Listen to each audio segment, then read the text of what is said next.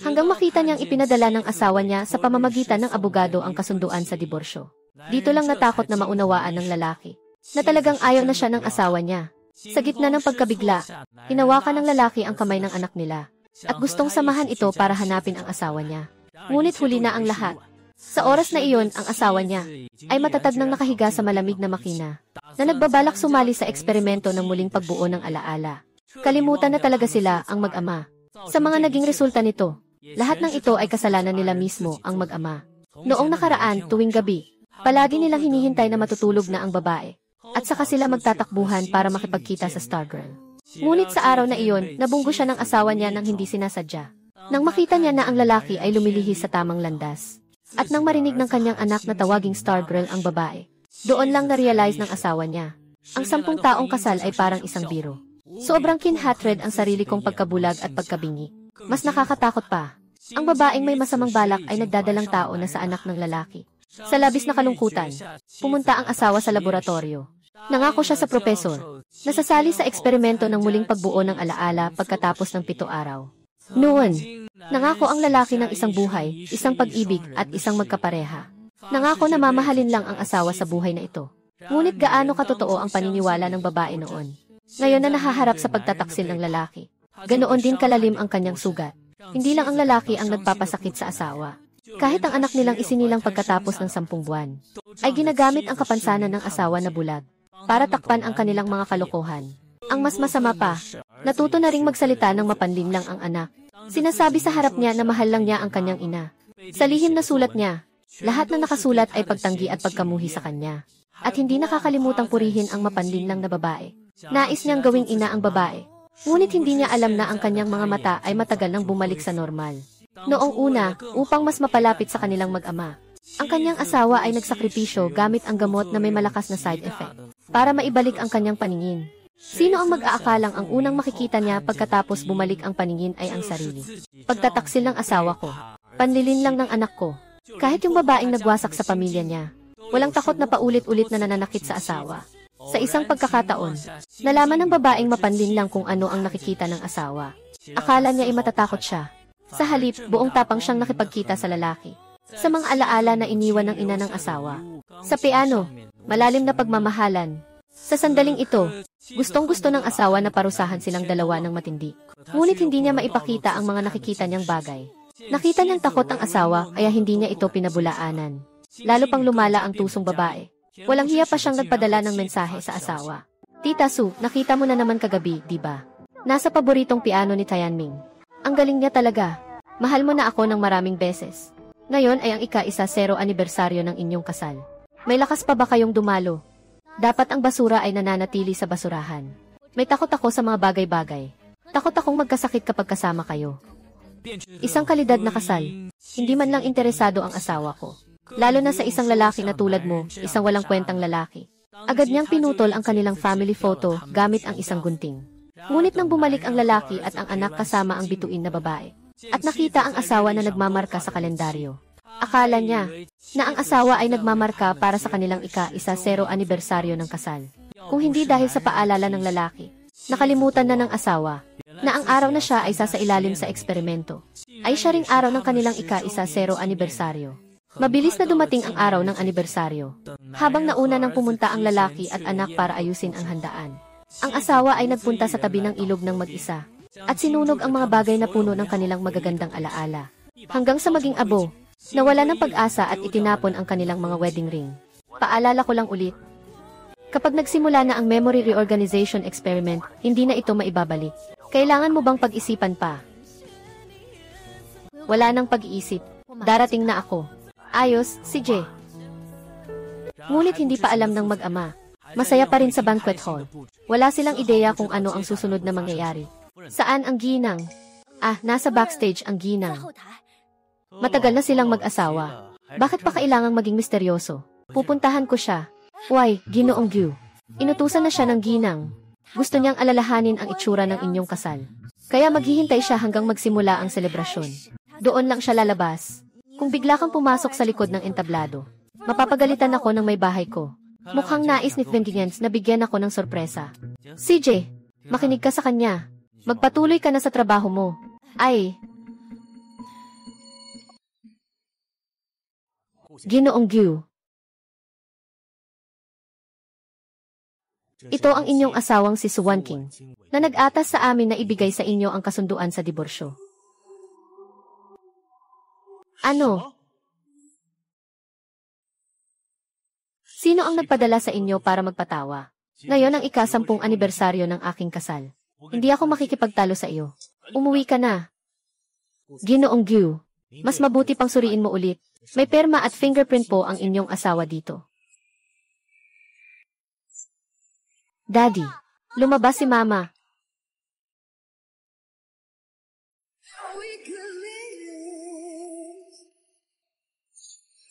Ihulog mo. Pero kung masasaktan kita, bakit magpapakasal pa ang pamangkin ko sa akin? Nasa Shanghai na siya, dahil sa iyong mga luha. Ilabas niyo siya, sige, ilabas niyo siya. Ginoo Hugh. Wow, ang ganda ng Mama. Para kay Mama, siya ang pinakamagandang babae sa buong mundo.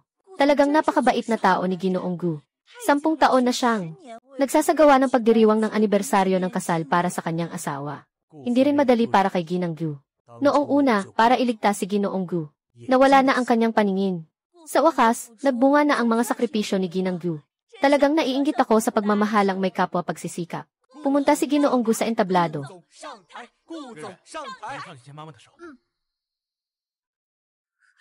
Mama. Wan King. Kahit na hindi ito ang unang pagkakataon na makita kang nakasuot ng wedding dress, ngunit ako'y labis na nahuhumaling pa rin.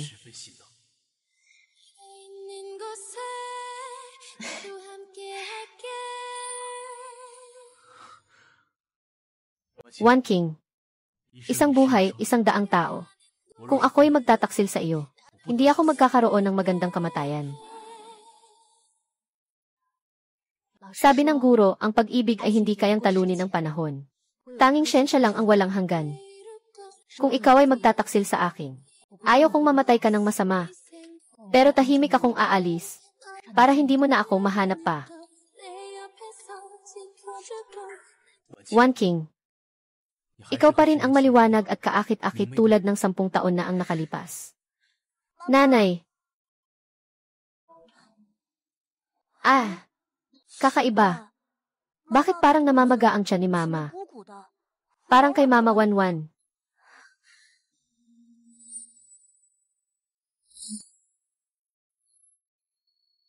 Halikan mo, halikan mo.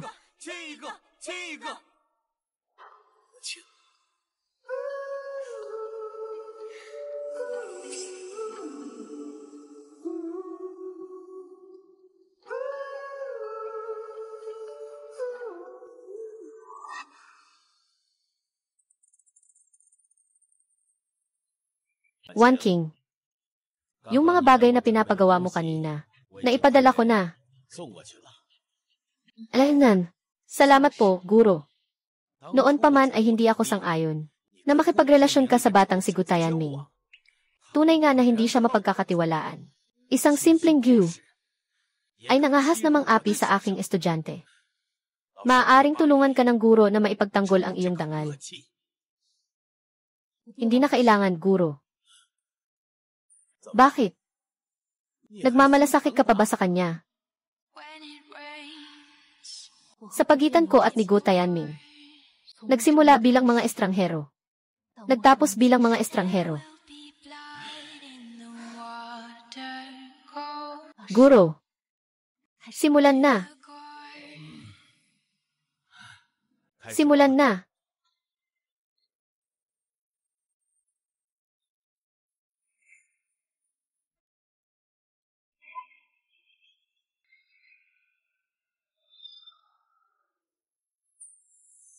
Bakit siya ang asawa niya? Ako. Nasaan si Mama? Bodong bata, ako na ang mama mo. Kamusta si Tianming? May mga sorpresa ba? Wanwan. Nasaan si Wan King? Si Tianming, si Suwan King. Hindi siya darating. Galit pa siya sa'yo. Gusto niyang mapahiya ka sa harap ng lahat. Nais kong isaalang-alang ka. Kaya't nagsuot ako ng wedding dress para sa kanya. Ang kasal mo sa kanya. Pwede rin sana maging ating pagtanggap sa kasal. Hindi. Paano naman hindi darating ang late king? Hindi pwedeng mangyari yun. Maliwanag kung hindi ka man naniniwala. Pwede mong tanungin si Lijay. Si Su Wanqing. Sabi niya kay Lijay na ibigay sa akin ang wedding dress. Alaynan. Ginoo Gu. Yung si King Ming Su Wanqing, ganitong babae. Hindi talaga marunong mag-isip ng malaki. Wala siyang pakialam sa mukha mo. Hindi rin niya iniisip. Isa siyang bulag. Sa mga nakaraang taon, namumuhay siya ng marangya. Lahat ng ito ay dahil sa'yo, di ba? Bawat taon ng anibersaryo ng kasal. Lalong pinapahalagahan noong huling dinastya ng king. Paano maaaring wala siya, hindi ba?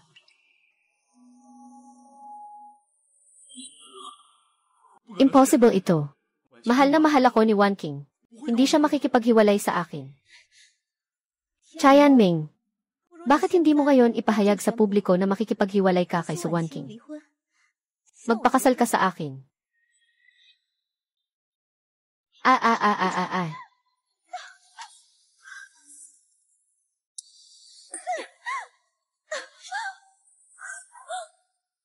Bakit mo ako sinaktan? Ang sakit. Iniligtas ni Wanqing ang buhay ko. Siya ang aking asawang panghabang buhay. Maari kitang bigyan ng lahat ng nais mo. Pero si Ginoong Gu ay tanging asawa ko lamang. Hindi pwedeng ganito.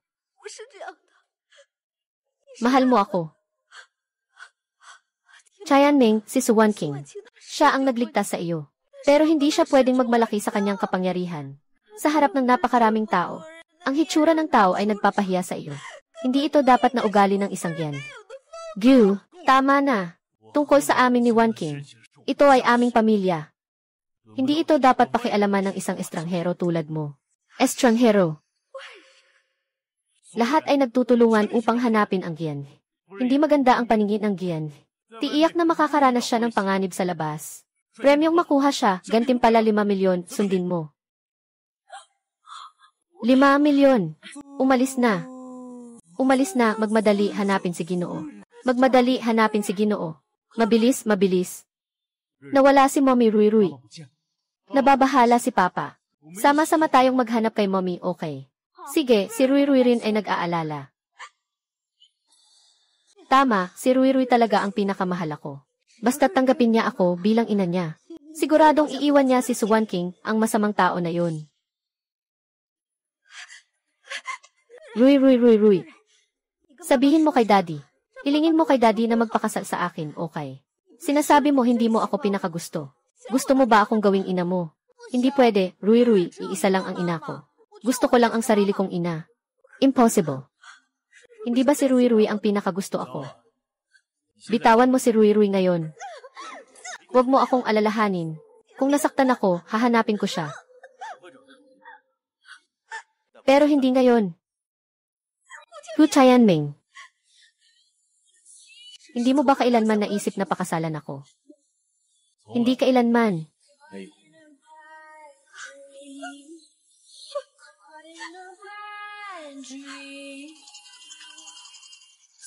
Su Wanqing. Gusto kitang mamatay.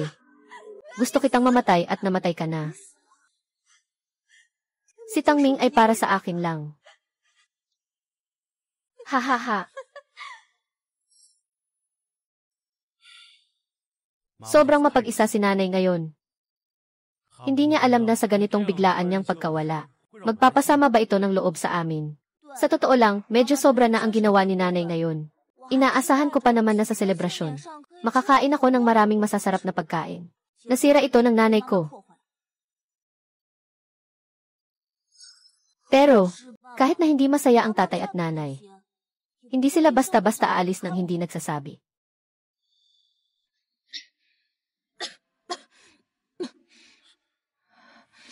Ang pagmamahal mo kay Wanqing ay sobrang lalim. Sasama na lang ako sa iyo sa ospital. Ngayong araw ang ika-8 anibersaryo ng kasal namin. Kailangan kong pumunta doon. Bawat taon may anibersaryo kami. Paano mo magagawang magbiro tungkol sa iyong kalusugan? Hindi pwede, noong kasal tayo sinabi ko na. Taon-taon nating ipagdiriwang ang anibersaryo ng kasal. Hindi pwedeng may isang araw o isang beses na hindi tayo magdiriwang. At ang pinakamahalaga ay ang pangako. Sundin mo. Mahalaga ang kalusugan.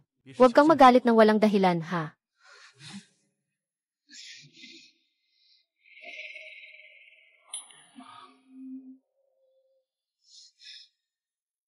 Kaya ko namang pumunta mag-isa. Sige na, sige na. Hindi kita dadalhin kumain. Kahit ano pa man.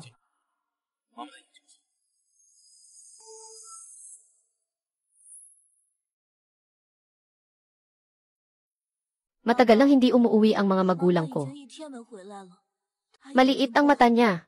Baka may masamang nangyari. Kinuha ng nanay ang mga mamahaling alahas sa bahay. Mahal ang mga alahas na iyon. Maraming mabebenta. Siguradong hindi maghihirap ang nanay. Nahanap na ni Ginoo Gu ang ginang. May mga tao na nakakita ng mga palatandaan ng misis. Ito ay mga damit at alahas ng misis. Baka hindi siya sapat ang pera. Ipinagbili niya ang mga alahas na iyon. Ginoo Gu. May nakakita sa misis na sinusunog ang mga damit na ito sa tabi ng ilog. Lahat ito ay mga regalo na ibinigay ninyo sa kanya. Ano? Paano niya masusunog ang mga regalong ito? Impossible ito. Ginoong Gu, magpasensya ka na. Totoo ngang may nakakita ng personal. Ang paborito ni King lagi ang mga ganitong munting regalo. Sabi niya, sa simpleng pagmamahal, ang mga ganitong maliliit na sorpresa ang pinakamahalaga. Paano niya magagawang personal na tanggapin ang mga regalong ito? Dalhin mo ako doon. Sige, aalis na tayo ngayon. CJ.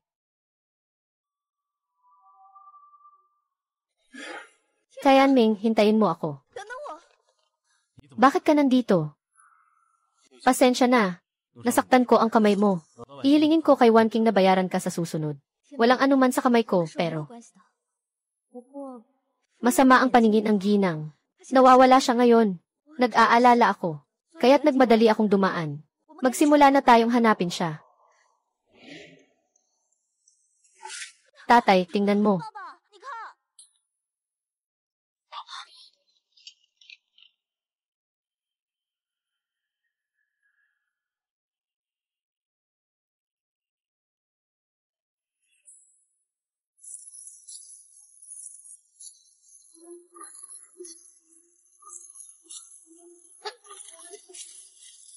Maliwanag na, huwag ka nang mag-isa.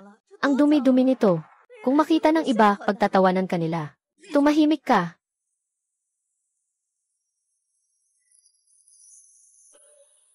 Ito ay aming kasal ni Wan King. Kahit ang aming mga singsing pangkasal ay ganito pa. Sobrang walang pakialam si Wan King. Sabi nga sa kasabihan, nag-aaway sa kama, nagkakasundo rin sa huli. Ang singsing na ito ay simbolo ng inyong pagmamahalan. Sa huling bahagi ng King, ang pagmamahal ko sa akin. Mas mahal pa kaysa sa kanyang buhay. Ang regalo kong ibinigay sa kanya. Bakit niya kayang sirain ito? Siguradong may nakaw na naglagay para siraan si Wang King. Siguradong ganito, Ginoong Gu. May nakuhang video kung saan sinusunog ng misis ang regalo.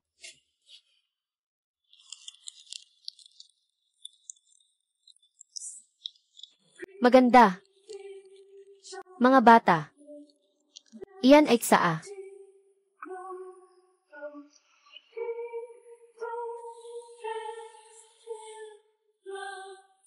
Mama, Mama.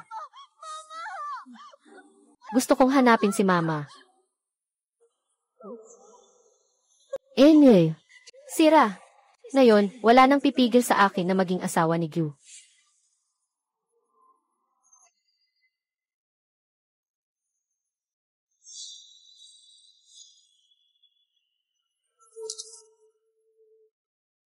Bukang liwayway. Guzong, bukang liwayway. Papa. Huwag mong saktan si Rui Rui. Patay na ang nanay niya. Ikaw na lang ang natitira kay Rui Rui. Zianf. Bukas na. Anong hinihintay mo pa? Agad na iligtas ang tao. Kung mamatay si Vid Evans, gusto kong isama ang buong mundo sa kanyang paglilibing. Hindi mo naririnig. Agad. Nang nalaman ko ang balita tungkol sa misis, agad kong kinontak ang grupo ng mga otoridad. Pagkatapos nilang kumpirmahin, totoo ang bangkay ng misis. Pero ang mukha ay nilamon ng mga isda. Hindi na makita ang itsura. Pero ayon sa Finley, kainis talaga.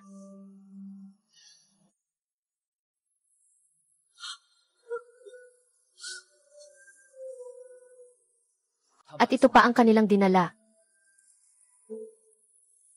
Mayroong antipeke na tatak sa ibabaw. At may selyo pa. Mukhang talagang wala na ang ginang. Tianming, huwag kang malungkot. Nandito pa ako kasama mo. Mahina ka ngayon, Tianming.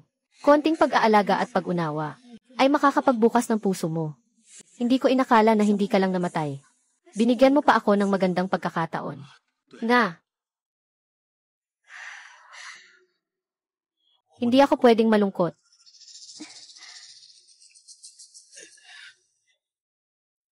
Ang tao ay hindi na mabubuhay muli. Huwag ka nang malungkot. Bata ka, ang gulo-gulo mo. Hindi naman ako at si Wan King ang nagsabi kanina. Kung mamatay si Wan King, gusto kong ipalibing ang buong mundo kasama niya. Kabilang na ang mga anak mo.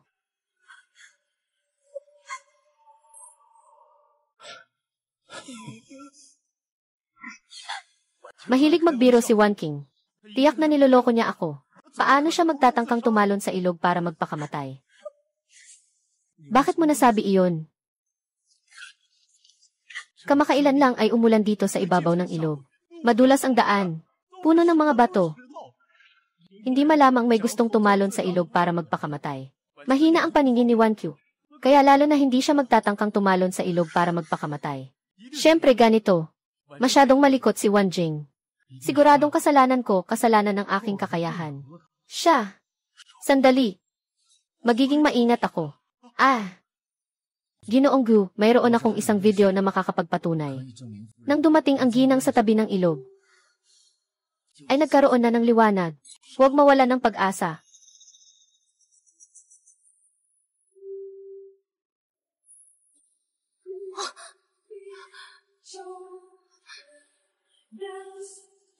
Ito ang video na kuha nang dumating siya sa tabi ng ilog. Nakikita ko talaga.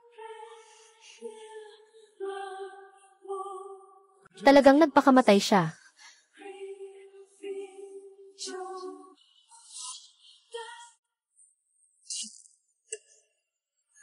Tatay. Pasensya na. Dito na ako magpapakamatay.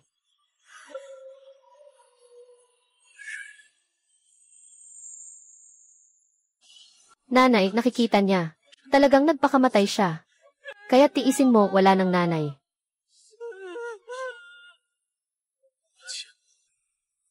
Ang tigas mo. Paano mo kayang iwanan ako at si Rui Rui? Pero ang totoo, masaya ang ginang. Mayroon pa siyang ikaw at si Rui Rui. Bakit siya magpapakamatay? Tama nga. Hiningi ko sa kanya na siya ay isang batang mayaman. Paano siya magpapakamatay? Malamang matagal na itong nangyayari. Dahil hindi na natin makita ang hinaharap. Ibig sabihin ay dapat tumingin sa hinaharap. Nakita rin niya. Wan King.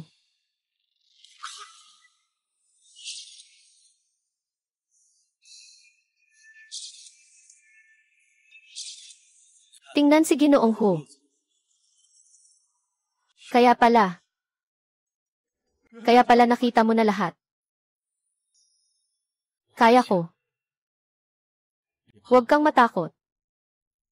Daan patungo sa ilalim ng lupa. Ako ang magiging gabay mo.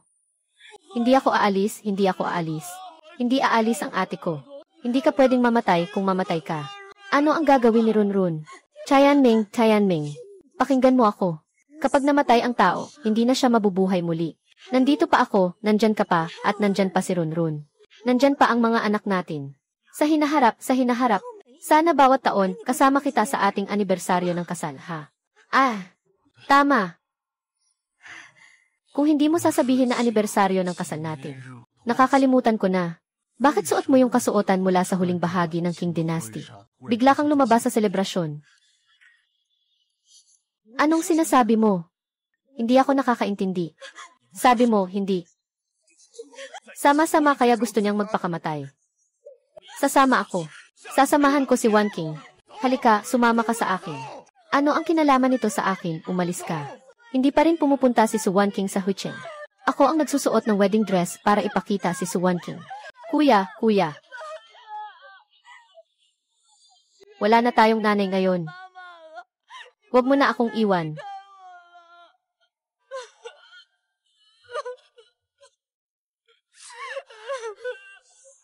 Mga nakaraang taon. Laging si Ate Lee ang nagsusuot ng wedding dress ni Wan Qing. Hindi nagpakita si Wan Qing sa pagpupulong. Paano magkakaroon ng lakas ng loob si Ate Lee na ibigay sa iyo ang wedding dress? Ako. Manager Wang. Ipagbigay alam kay Ate Lee na pumunta sa bahay para klaruhin ang lahat. Bitawan niyo ako, bitawan niyo ako. Kayo mga mababang tao.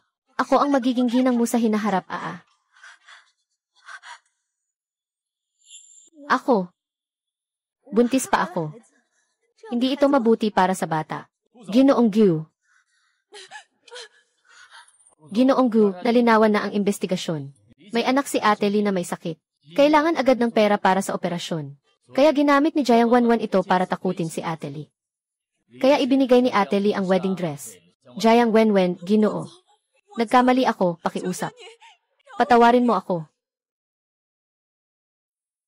Patay na si Wan Qing. Napakabait niyang tao. Paano mangyayari yon? Isa ka pa ring walang silbi. Ngayon, sabihin mo ang lahat ng alam mo. Ikaw ang may kasalanan. Ikaw ang pumatay sa ginang.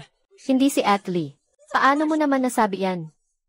Pumunta ako para kunin ang wedding dress mo. Pero, hindi ko pinatay si Su Wan Qing. Kung hindi ikaw, bakit hindi pa nagsisimula ang seremonya? Sinasabi mo nang may katotohanan na hindi darating ang ginang. At saka, umalis si Ginoong Gu sa venue ng seremonya. Narinig ko mismo na sinabi mong gusto mong mamatay ang misis. May sisis pa sa lugar.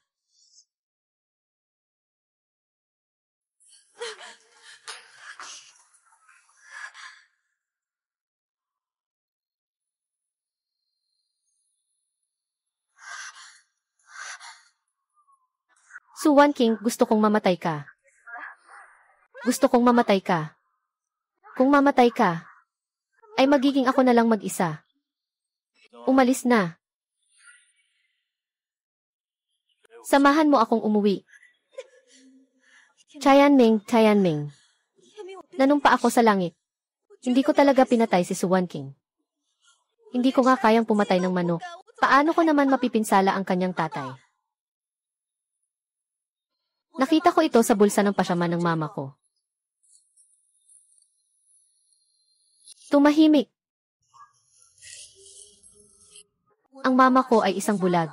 Pinagtatawanan ako ng mga kaklase. Minsan pa, napakastrikto niya. Palaging pinipilit akong gawin ang mga bagay na ayaw ko.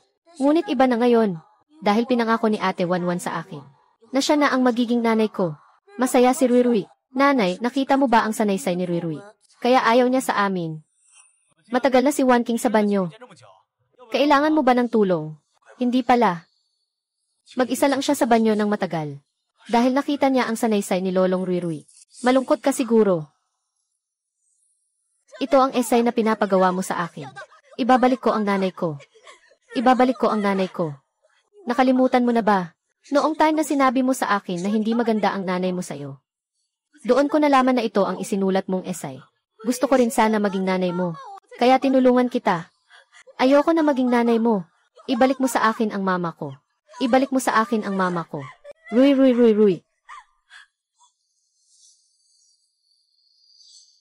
Rui. Rui. Hindi hahayaan ng papa na makaligtas ang sinumang nakasakit sa mama. Ano sa tingin mo? Jiang Wanwan. Tianming, naniniwala ka sa akin. Hindi ko talaga pinatay si Su Wanking. Inaasar ako dito. Nakuha na natin. Ito ang cellphone ko. Pinagukulan ito ng teknikal na departamento. Huwag. Huwag mong tawagan siya. Tingnan natin bukas. Huwag mong intindihin ako ng mali. Bukas. Hindi ko inakalang ang espesyal na gamot na imbento ni Professor Shen ay nagdulot sa iyo ng allergy. Kaya siguro napanood mo rin ako at si Tianli kagabi, di ba? Itong babae na ito, may sariling panahon. Sa huli, lahat ay magpapapangit. Ako ay isang bulaklak na namumulaklak, at ikaw ay papunta na sa pagkalanta. Siguro ilang taon na lang, magmenopause ka na rin. Nakita ba ni Auntie Su? Ako lang ang nakakita. Ang asawa mo at anak mo ay iiwan ka para makasama ako. Tita Su, nakita mo na naman siya kagabi. Nagtutugtog na naman siya ng paborito mong piano. Nakakahiya naman. Sobra pa nga ang ginawa niya sa akin. Ngayon ang ika-10 anibersaryo ng kasal ninyo. Nakakahiya ka pa ring magsalita. Dapat ang basura ay nasa basurahan. May panic disorder ako. Sa mga lugar na kasama kayo, natatakot akong umangat.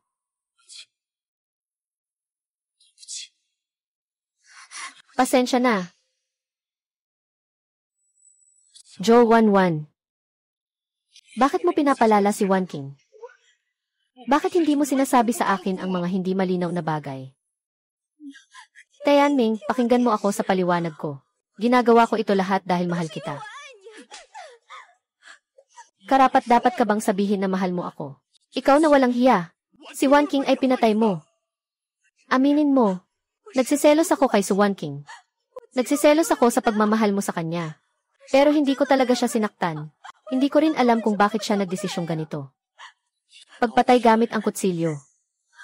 Hindi kasing sakit ng pagpatay gamit ang salita. Sobrang sakit ng puso ni Wan Jing. Kaya niya piniling magpakamatay sa ilog. Tianming, pakiusap, patawarin mo ako. Tama, hindi ko talaga siya sinaktan. Nabayaran ko na ang iyong anak. Ito ay dugo ng pamilyang Gyu. Nga. May anak pa tayo. Nga. May isa pa tayong anak. Nga, tama. Dapat tayong mamuhay ng maayos bilang isang pamilya na may 4 na tao. Umalis na si Ate Making. Walang anuman sa susunod na mga piyesta.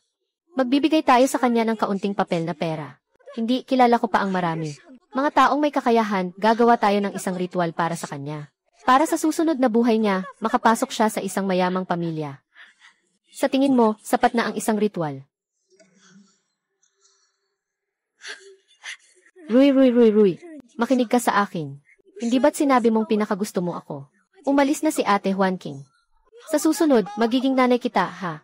Sabihin mo naman kay nanay. Ayaw kong maging nanay mo. May iisa lang na nanay si Rui. Pero ngayon, ayaw na ni nanay kay Rui. Nasaktan ko ang puso ni nanay. Nakakainis talaga. Rui. Sabi mo dati na ikaw ang paborito kong tao. Sa susunod, magiging nanay kita. Mayroon akong sa tiyan ko. Mayroon akong mga kapatid na gusto mo sa tiyan ko. Ayaw ko ng mga kapatid. Gusto ko lang ang sarili kong nanay. Noon, si Rui ay masyadong bobo. Naniniwala sa mga salita ng masamang babae na ito. Nasaktan ang pinakamamahal kong nanay. Mali si Rui. Bumalik ka na, please.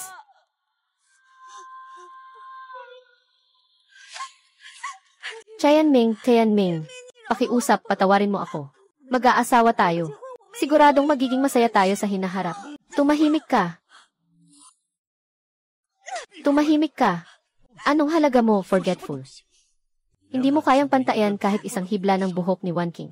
Kung hindi dahil sa'yo, hindi mamamatay si Wanking. Buntis din pala ako sa'yo. Bakit parang wala akong lugar sa puso mo? Ang relasyon namin ay para sa sariling pangangailangan. Magpapakain at magpapakita ako ng kabutihan sa'yo. Pero, kung ikaw ang magiging hadlang sa amin ni Wanting, titiis ako. Ngayon, gusto mo pang palitan ako. Jayang Wanwan, lumalampas ka na sa hangganan. Lumampas ka na sa hangganan. Mahal na mahal kita. Sa harap ng pag-ibig, lahat ay makasarili. Anong karapatan mong sabihing lumampas ako? Si Wang Jing ay nag-utos sa GC. Natanggalin si Jiang. Nagkamali ako ng huli. Nagalit si Wan King dahil sa akin. Kasalanan ko ito. Kailangan kong ituwid ang pagkakamaling ito. Kayong dalawa. Ipadala siya sa ospital ng kumpanya. Putulin ang anak na nasa tiyan niya. Huwag magmadali, huwag magmadali. Kasama ka sa tiyan ko, anak ko rin. Paano mo siya magagawa ng ganito? Maliban sa asawa ko. Sino ang karapat-dapat na magmay-ari ng aking anak? Sa totoo lang, ang ikinahamak mo ay ikaw mismo. Mas hindi ka karapat-dapat. Ha ha ha ha ha.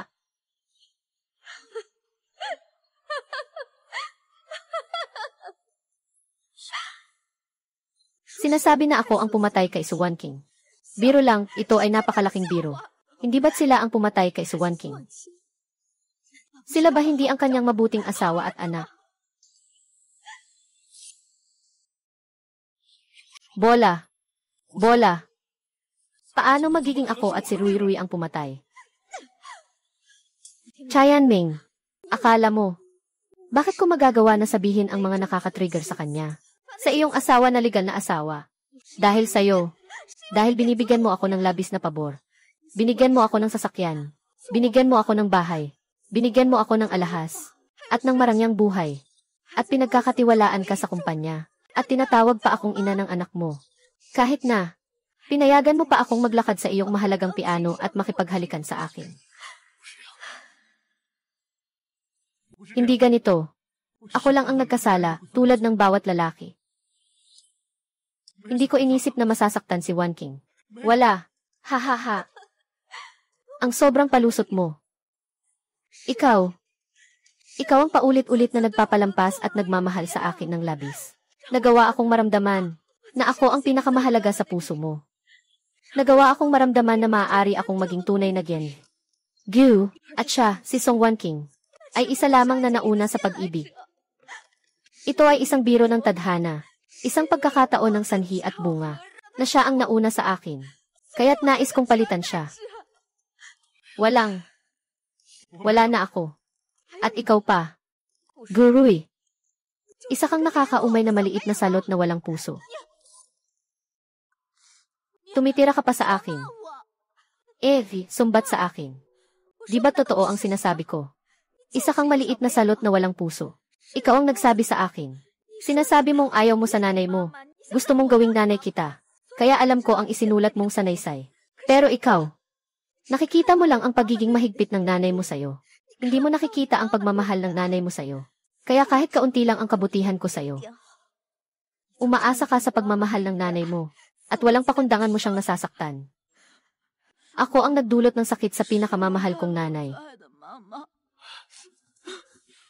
Hindi ka sinisisi ni Rui Rui. Kasalanan ni Papa, hahaha. Sino ba ang palaging nagpapahiwatig sa akin na ang asawa niya? Ang kanyang ina ay isang bulag na kinamumuhian ng lahat. Hindi siya karapat-dapat maging tagapangalaga ng pamilya. Ang tunay na may-ari ng bahay ay kayo. Kayo, mag-ama. Kayo ang nagbigay sa akin ang pagnanais na palitan kayo. Kayo, ang nagpaalala sa akin na kaya kong maging tagapangalaga ng bahay. Kaya ang tunay na pumatay kay Suwan King ay hindi ako. Kundi kayo ang mga taong akala nilang mahal siya. Na naglunsad ng mga pagpatay sa ngalan ng pagmamahal sa kanya. Patuloy pa rin kayong umiiyak, naglalabas ng mga luha na parang luha ng buhaya. Tama na. Hindi kami ang pumatay kay Wan King. Mahal namin siya. Gu Tianming. Nagsimula ka mula sa wala. May lakas ng loob at tapang. Palaging nakatataas. Pero bakit hindi mo kayang aminin ang katotohanan? Tumahimik ka. Tumahimik ka. Pinapakita ko sa'yo na tumahimik ka. Mababa. Napakasakit na mayroon kang ganitong anak, Wushuai. Walang ina ang tatalikod sa kanyang anak. Patay na ang kanyang puso. Nagsasabi ka pa na pinatay mo siya. Kung kaya mong patayin ako, akala mo hindi ako matatakot.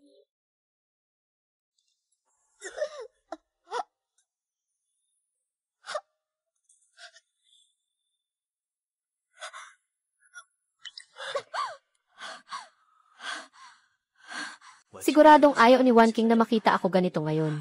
Patayin kita. Ako mismo ang maglulubog sa iyo sa lupa. Gusto kong gawin kang mas masahol pa sa kamatayan. Haha. Mas masahol pa sa kamatayan. Haha. Isang lalaki na nagmamagaling na puno ng pag-ibig. Isa pa ay yung batang ulol na akala mo'y ina niya ang gatas. Kayong mga mapagpanggap na ama. Parang mga ipis sa kanal. Nakakainis. Kaya nga sabi ni Wan King na may takot sa taas. Ngayon, meron na rin ako. Ha ha ha ha ha ha ha. Dalhin siya sa ospital. Huwag na siyang muling makita. Dalhin siya, ha ha ha ha ha ha.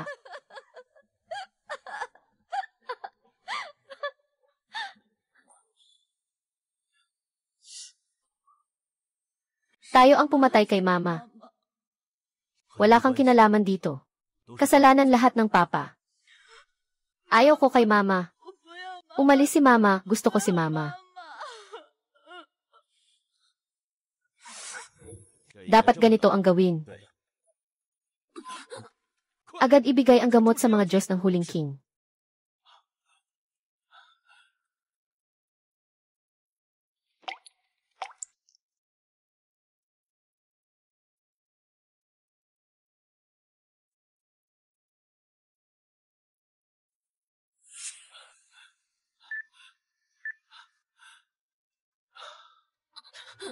Hindi ko inasahan na ganito kalaki ang side effect ng eksperimento sa pagbuo muli ng alaala. Sobrang laki ng epekto. Noong una, nasugatan si King. Ang utak ay naipit sa isang banggaan. Hindi gumagana ng maayos ang katawan. Kailangan niya ngayon ng donasyon ng bone marrow. Para matulungan si Wan King na matunaw ang dugo na naipon sa utak. Para magtagumpay ang eksperimento sa pag-repair at pag-rebuild ng utak. Ngunit, mahirap maghanap ng taong tugma sa tissue type. Kahit na ikaw ay estudyante ko, Wan King. Sa puso ko, itinuturing na kitang parang sariling anak ko na. Huwag kang mag-alala. Hindi ko talaga papayagang mangyari sa iyo ang anumang aksidente. Guro, nahanap na ang taong magbibigay ng bone marrow para sa junior. Napakabuti, may pag-asa na sa huli.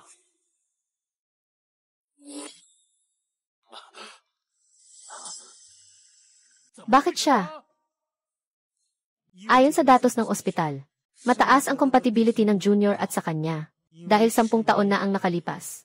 Nasugatan si Gu Tianming sa sunog, nagdulot ng malakas na pagdurugo, o kaya naman, ang kanyang muning kapatid ang nagbigay ng dugo para mailigtas siya. Ngayon na ang tamang panahon para magpasalamat siya. Kung hindi siya, kahit sino pwedeng gawin. Pero siya, hindi pwedeng. Guro, ngayon lang siya nakahanap ng taong swak ang dugo. Bakit mo tinanggihan? Tinanggihan mo si Gu Tianming. Kapag may susunod pang taong swak ang dugo, hindi ko alam kailan pa ito maghihintay. Hindi na kayang maghintay ni Jimei. Hindi mo alam ang nakaraan ni Jimei noong huling bahagi ng King. Hindi pwedeng si Gu Tianming ang maging kasagutan. Hindi ko alam ang iba. Alam ko lang na siya ngayon ang tanging pagpipilian para iligtas si Jimei. Ang doktor ay parang magulang. At higit sa lahat, si Jimei ang nakahiga dito ngayon. CJ, ang buhay ni Huling King ang pinakamahalaga. Ako na ang mag-aayos, Deki. Pero hindi ko alam kung pagkatapos magising ni Wan King. Magagalit kaya siya sa akin? Hindi ko alam kung pagkatapos magising ni Wan King. Magagalit kaya siya sa akin?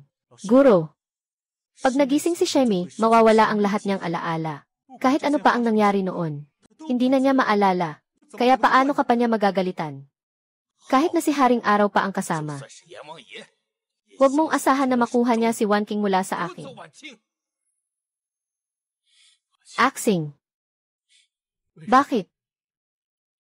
Bakit iniwan mo ako at si Ruirui? Pasensya na. Pasensya na. Umiinom na naman si Tianming.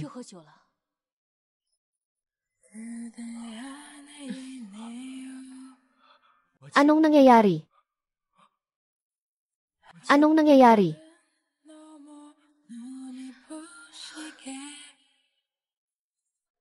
Gano'ng katanda ka na? Umiiyak ka pa. Ayos lang. Hindi ka umalis. Hindi umalis.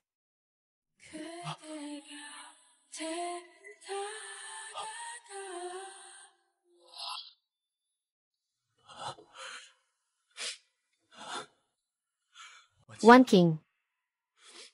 Talaga bang ayaw mo na sa akin? Isang buhay, 100 tao. One King, kung iiwan kita, hindi ako magkakaroon ng magandang kamatayan. Kung pinabayaan mo ako, ayaw kong mamatay kang masama. Pero aalis ako ng tahimik. At hindi na babalik. Ano?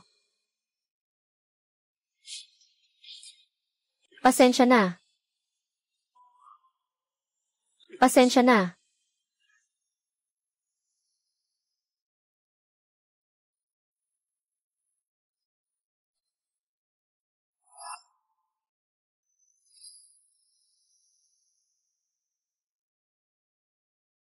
Ang chairman ng group na si Gu Tianming ay nagdonasyon ng 100 milyon upang magtatag ng pondo para sa mga bulag. Nagagamitin upang tulungan ang mga bulag na makabawi. Ang pondo ay pinangalan ng Late King Fund. Pinangalanan ang Gu Group sa asawa ni Ji. Gu, si One King.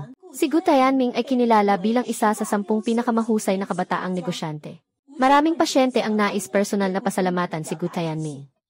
Ngunit matagal na siyang hindi nakikita. One King. Ako ang may kasalanan sa'yo. Ngunit, bakit ba napakabuti ng Diyos sa akin? Sobrang laki ng utang ko sa'yo. Kung may susunod na buhay, sana ay mabigyan mo ako ng pagkakataong makabawi sa iyo.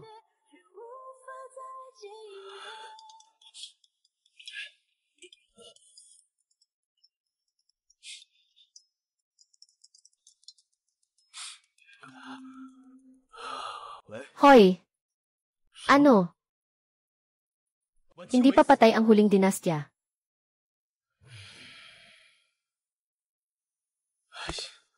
Professor Shen, huling dinastya. Kamusta na siya talaga?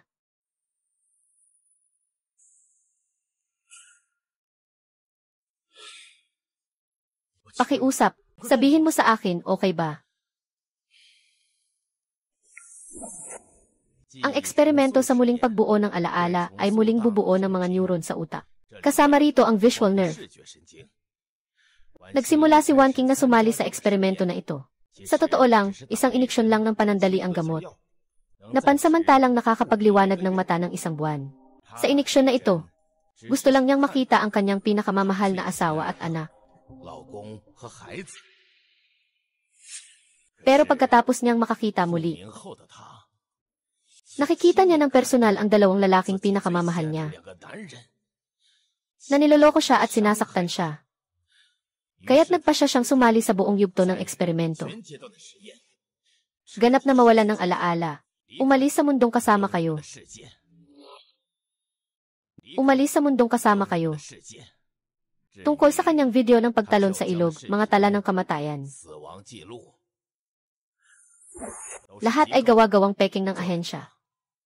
Umalis sa aking mundo. Saan siya pupunta? Pagkatapos ng eksperimento, ang kinaroroonan ni One King, itinatago ito ng ahensya. Ako rin ang bahala sa lahat. Pagkatapos maibalik ang alaala ni One King, walang makakahanap sa kanya. Walang sinuman ang makakasakit sa kanya muli.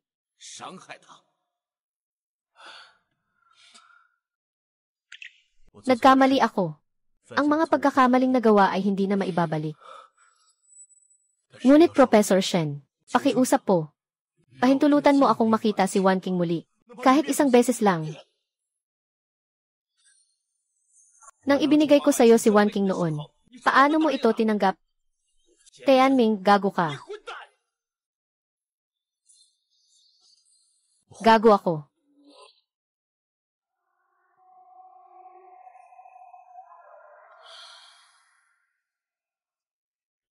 Kung alam ko lang ngayon, hindi ko na sana ginawa noon.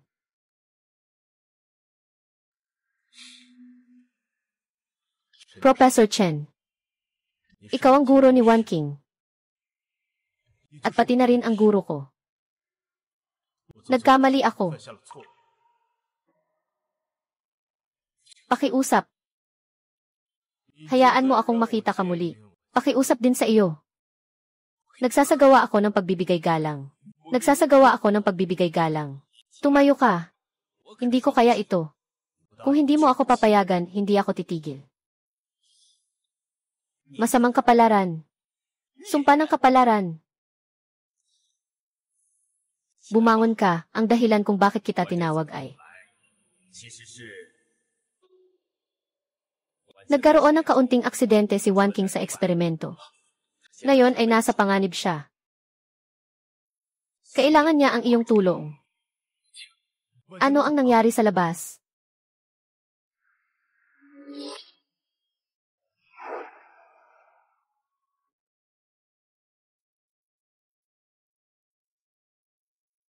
Ganito ang sitwasyon. Professor Shen, hindi ba pwedeng itigil ang eksperimento? Kailangan lang mag-donate ng bone marrow, basta mailigtas si Wen King. Kahit paibigay ko ang aking buhay, wala akong pagdududa. Kung sakaling magtagumpay ang eksperimento na ito, huwag niyo sanang sirain ang lahat ng mayroon ako. Hindi papayagan na maging estranghero kami ni Wan King. Anong iniisip mo? Ito ay isang eksperimento sa utak. Itigil ang eksperimento. Magiging gulay si Wan King. Seryoso na ito. Sobrang nasaktan si Wan King dahil sa'yo. Para sa kanya, maaaring isang magandang bagay ang pagkawala ng alaala. Ngayon, para iligtas ang buhay ni Wan King. Pero sana pagkatapos nito, sana huwag mo nang guluhin ang buhay ni Wan King. Talaga, hindi ko na kaya ang pagmamahal mo.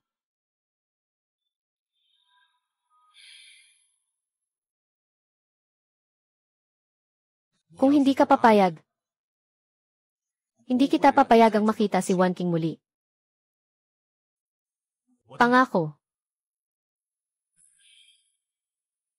Pasensya na, Professor Shen. Ikaw ay isang kagalang-galang na mandirigma. Ngunit kung mawawala si Wan King, wala nang saysay ang buhay sa mundong ito.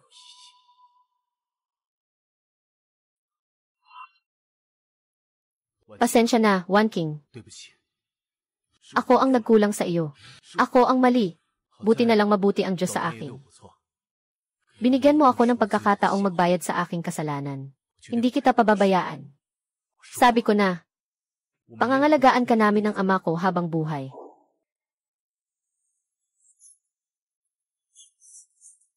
Kailangang maoperahan agad ang guro. Hindi na kaya ng katawan ng kapatid na babae ng guro. Handa na ako. Agad na ipaplano ang operasyon. Pag gumaling na si Wan King, pakiusap, sabihin mo ito sa kanya para sa akin. Pasensya na. Ako ang nagpalayo sa'yo.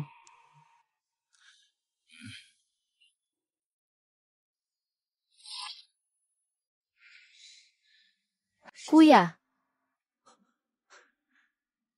malubha ba ang sitwasyon?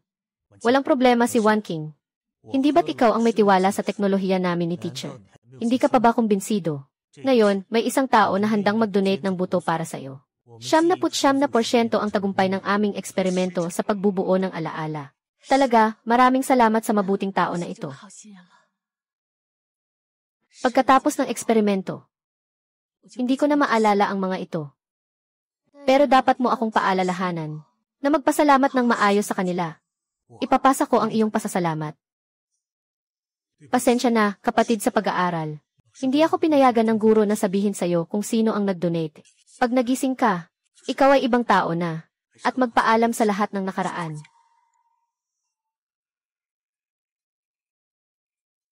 Ito ang aking tagapagligtas. Siyempre.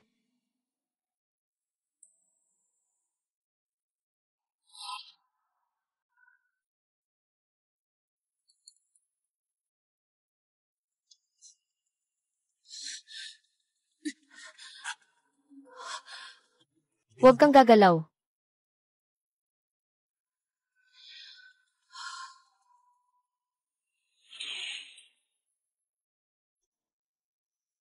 Nagsimula na ang operasyon.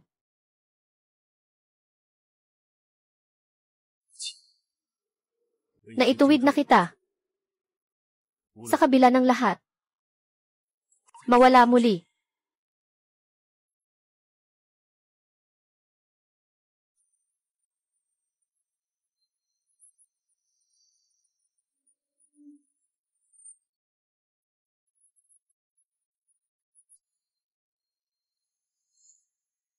Ikaw.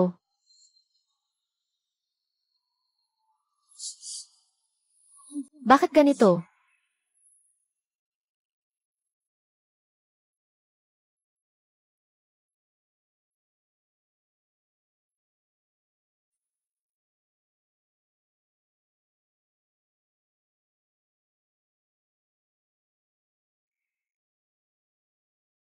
Chayanlin.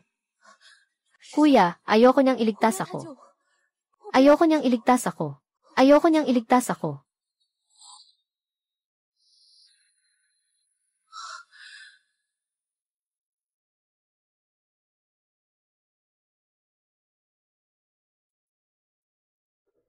Sabi ni Professor Shen, matagumpay ang eksperimento ni Wan King. Pero dahil nawala si Wan King, sobrang laki ng aking stress. Pagkatapos mag-donate ng bone marrow, nabaliw ako ng isang buong buwan. May sakit ka ba? Pasensya na. At pagkatapos nilang ayusin si Wan King, hindi nila nagawang sabihin sa akin kung nasaan si Wan King. Mataas ang katayuan ni Professor Shen. Ginamit ko ang lahat ng paraan. Ngunit hindi ko mahanap ang kinaroroonan ni Wan King ngayon. Aking tiyo, bumili ka ng bulaklak para sa iyong mahal sa buhay. Pasensya na. Tito, hindi ko alam na hindi ka pa kasal. Kasal na si Tito. Ayos lang iyon, Tito.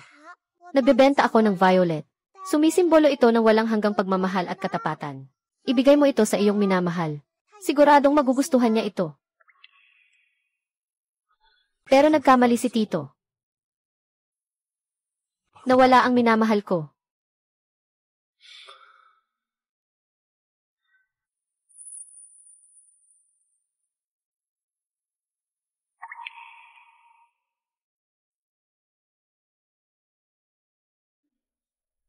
Ano?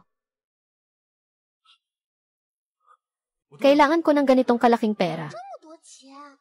Hey! Wan King, sa wakas nakita na kita. Wan King, sa wakas nakita na kita. Sira ulo ka. Nang aabuso ka. Pasensya na. Isang salitang pasensya lang tapos na. Ang hina ng loob mo. Sinasabi sa'yo ng lalaki sa ibaba. Hindi pa tapos ang usapan na to.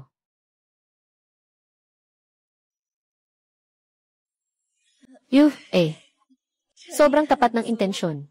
Natanggap ko na. Baka mas maging mapanibag ka pa.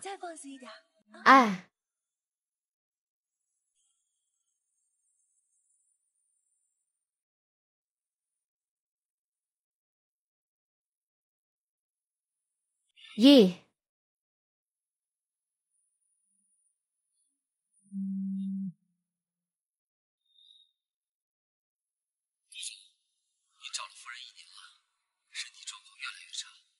Nasaan ka na ngayon? Sasamahan kita. Hindi nakakatanggap ng pagmamahal. Ano pa ang saysay ng buhay? Hindi makita ang huling yugto. Ano pa ang saysay ng buhay? Sabi ni Professor Shen, kailangan mong magpahinga. Kung hindi, madali kang malulunod sa pagkahimatay.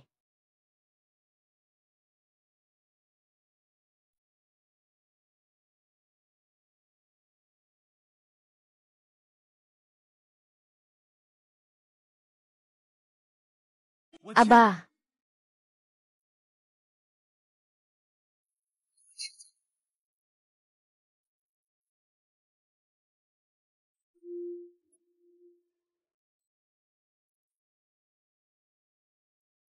Dr. Shen, may nahimatay sa pintuan.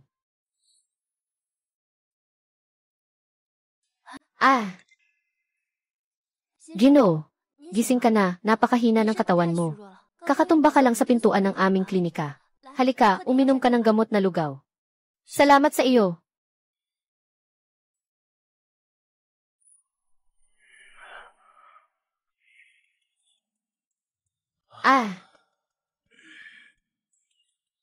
Chayanming. Naririnig ko. Matagal ka nang hindi kumakain. Hindi ito maganda para sa tiyan mo. Ito ang lugaw na niluto ko ng sarili kong kamay. Kumain ka na at uminom ng gamot. Salamat sa iyong pagod.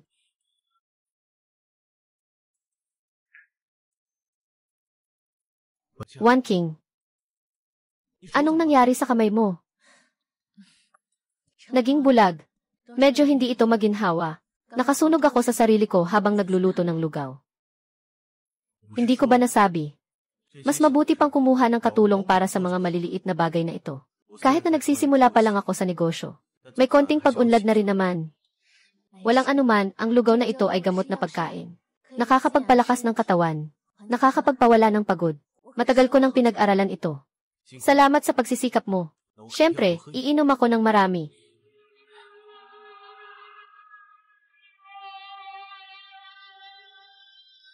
Kumusta? Masarap ba? Sobrang sarap. Kung ganoon, bahala na ako. Sige, aalis na ako. Ito ang lasa noong huling bahagi ng Qing Dynasty. Ginoo, anong nangyari sa inyo? Ano ito? Kanino galing ang lugaw na ito? Si Ilchi. Shen, ang may-ari ng klinika namin. Si Ilchi. Shen, hindi si Wan King.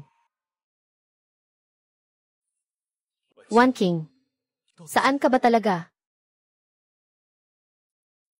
Hindi pwede. Hindi ako pwedeng magpahinga. Kailangan kong hanapin si Wan King. Hoy, saan ka pupunta? Kailangan mo pang magpagaling sa ospital. Hoy! Dr. Shen. Nagising na yung pasyenteng nahimatay sa pinto namin. Gusto niyang umalis. Turuan mo siyang magpigil. Walang silbi ang paalala mo sa akin. Pupunta ako sa asawa ko. Pakisunod ang utos ng doktor.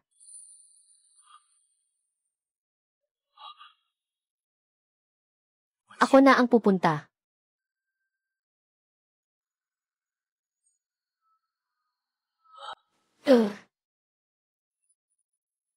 Ano yun?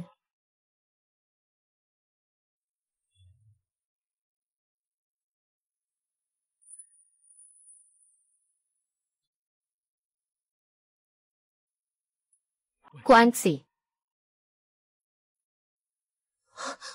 Huling dinastyang King.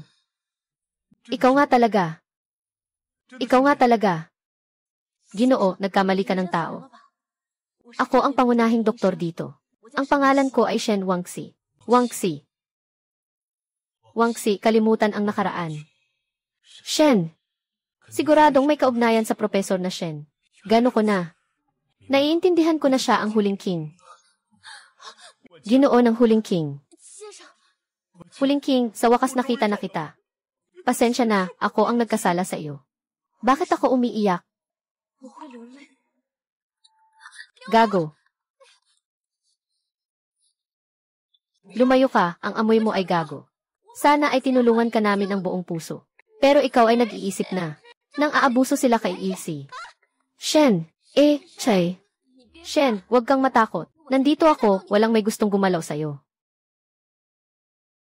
Huwag kang lumapit.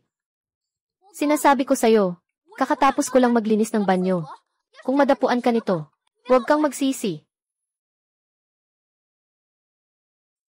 Natapos na ng huling dinastya ang eksperimento sa pagbuo muli ng alaala.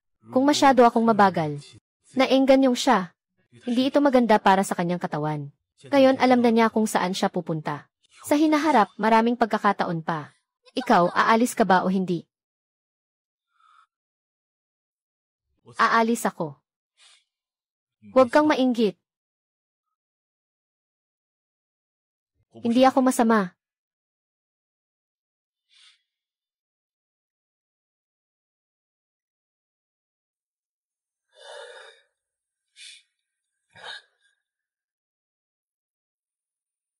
Ipadala mo ang 1 taon kong inalagaan na Violet.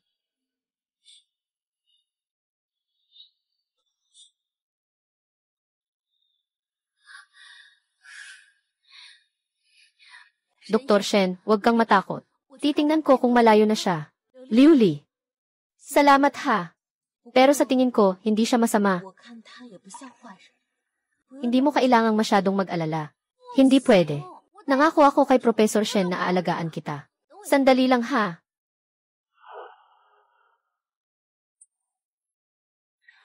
Hindi. Galing ito sa amoy umay na tulisan kanina na nagpadala ng tao.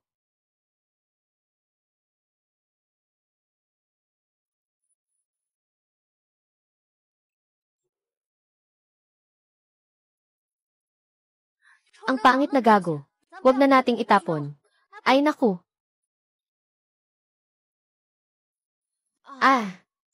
Ang ibig kong sabihin, maganda pa naman itong bulaklak. Sayang kung itatapon. Siguro, panatilihin na lang natin, ha?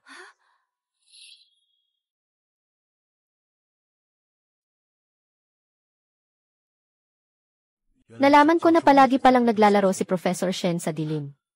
Noong huling bahagi ng King, palagi siyang nasa ilalim ng dagat. Papa, simula nung umalis si nanay, matagal na akong hindi naging masaya gaya nito. Sa isang taon na ito, hinahanap ko si Wan King sa lahat ng lugar. Alam na rin ni Rui Rui na hindi pumanaw si Wan King. Gusto pa niyang malaman kung natagpuan na ni Mama si Wan King. Hindi ko siya pwedeng itago. Rui Rui. Nahanap na ng tatay si nanay. Ano? Nahanap mo na si Mama? Sige, punta na tayo para makita si Mama. Nasaan si Mama? Sandali, Rui Rui. Bagamat naayos na ang mata ni Mama, nakalimutan niya tayo. Kung magmamadali tayo at pupunta agad sa kanya, mapapagulat natin siya. Pero gustong-gusto ni Rui Rui na makita si Mama. Gusto lang niyang sabihin sa kanya ng harapan na pasensya na. Alam ko. Pero nakalimutan na ni nanay. Hindi na niya maalala. Kahit pa maalala niya, mas lalo lang siyang masasaktan. Dahil nakalimutan na nga si nanay, pwede ko siyang muling mahalin. Muling mahalin. Sabi ng guro, kung nagkamali ka, pwedeng burahin gamit ang goma. Nagkamali tayo sa ating ina. Hintayin natin siyang umuwi. Saka natin siya bibigyan ng magandang kabayaran. Magsimula tayong muli. Magmahal muli. Sa pagkakataong ito, hindi ko papayagang masaktan si Wan Qing. Sama-sama akong dadalhin ng tatay. Rui Rui, mabait, nakalimutan ng Mama. Kahit nahanapin mo siya, hindi ka na rin niya maalala.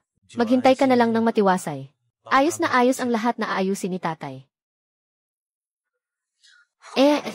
Huwag mong isipin na hindi ko kayang hanapin si nanay. Halika. Hihi. Salamat, Dr. Shen. Kung hindi dahil sa iyo, talagang mamamatay na ang tuhod kong ito sa lamig. Walang anuman. Ate, umuwi ka na at uminom ng gamot ng maaga. Matulog ka ng maaga, okay. Para ito sa'yo bilang pasasalamat. Dr. Shen, huwag kang mag-alala.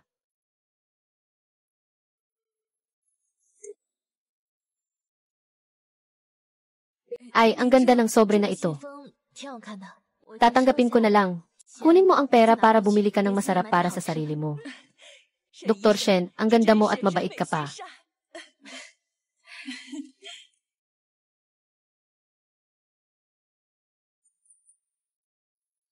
Susunod naman.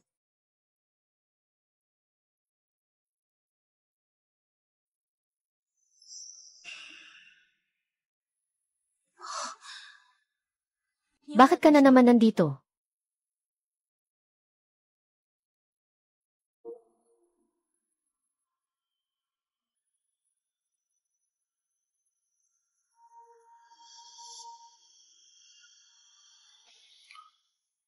Dr. Shen. Pupunta ako para magpatingin. Hindi naman siguro natin papalayasin ang pasyente natin, di ba? Ginoong Yu, noong huli kang nadulas ay dahil sa sobrang pag-iisip. Magpahinga ka muna at alagaan ang katawan mo. Walang malalang problema. Hindi. May malubhang sakit ako. Isang matandang tradisyonal na doktor. Bumigay ako ng isang napakatandang reseta. Kailangan mo ng 2 leang ng Jiwi Chonglu. Sa winter solstice, may isang kwento tungkol sa sikada. Ipapainit hanggang sa susunod na taon. Chonglu 7 dahon na bulaklak. Bakit may winter solstice, saka spring? Anong taon ang inawit ng sikada tungkol sa niebe? Paano mo naman malalakad ito? Ginoo Gyu, naka-encounter ka na ba ng manloloko? Hindi ako niloko ng matandang manggagamot.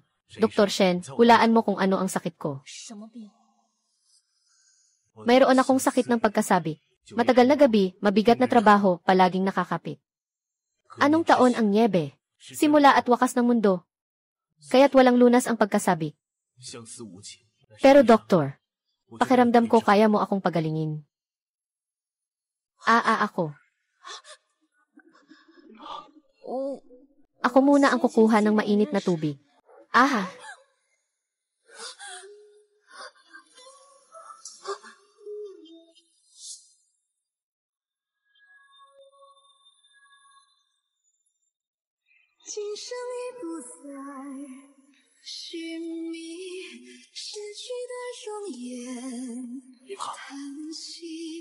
Babantayan kita habang buhay. Ayos, lalaki ang bata. Kaya tayong dalawa ay magbabantay sa iyo habang buhay. Ipakita mo sa akin. Hindi.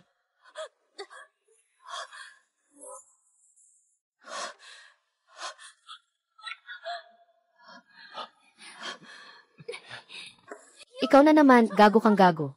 Tinawagan ko na ang mga otoridad. Maghanda ka ng makulong. Dr. Shen. Dr. Shen. Ayoko nang makita ka. Parang naalala ko na lahat ng salamin. Naririnig mo ba? Sabi ni Dr. Shen. Ayaw niyang makita ka. Lahat ng naalala ko na.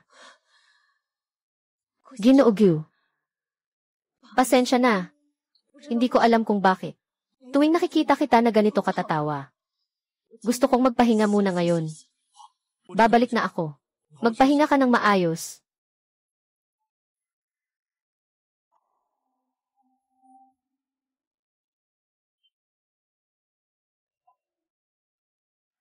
Ye.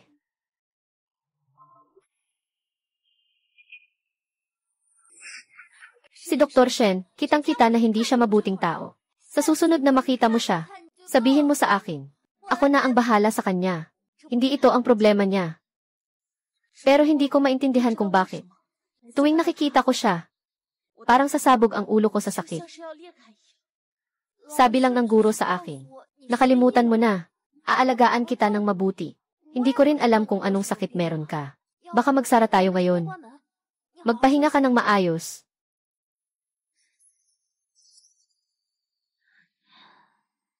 Ito ay galing sa lalaking kanina. Ang batang ito, hindi naman siguro anak ng lalaking iyon. Sobrang kamukha ng ilong at mata. Talagang kamukha ng Ginoong Gu ang mga mukha niya. May anak na siya. May anak na pero nagmamalandi pa. Ang lalaking ito, kung muling darating siya, hindi ko siya patatawarin. Bakit parang sobrang pamilyar ang taong ito? Parang matagal na nating kilala.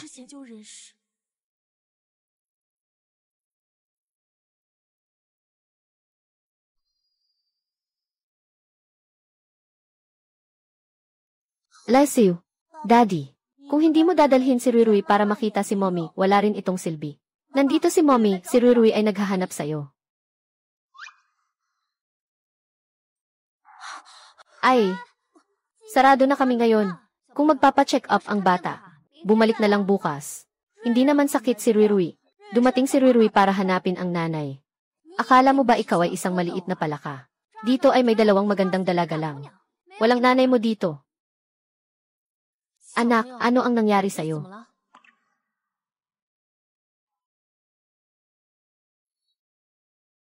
Nanay.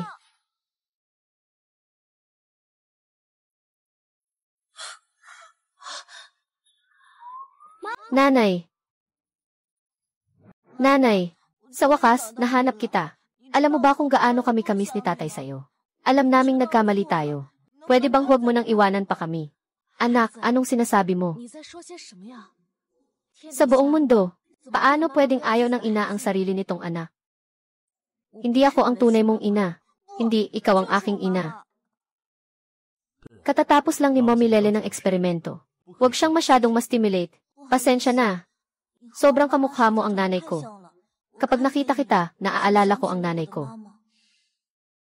Bata, ayaw na ba sa'yo ng nanay mo? Anong klaseng nanay yan? Kahit sariling anak ayaw na. Hindi. Hindi kasalanan ng nanay. Si Rui ang pasaway. Nasaktan ang puso ng nanay. Kawawang bata. Tita, pwede ko bang tawaging ina mo balang araw?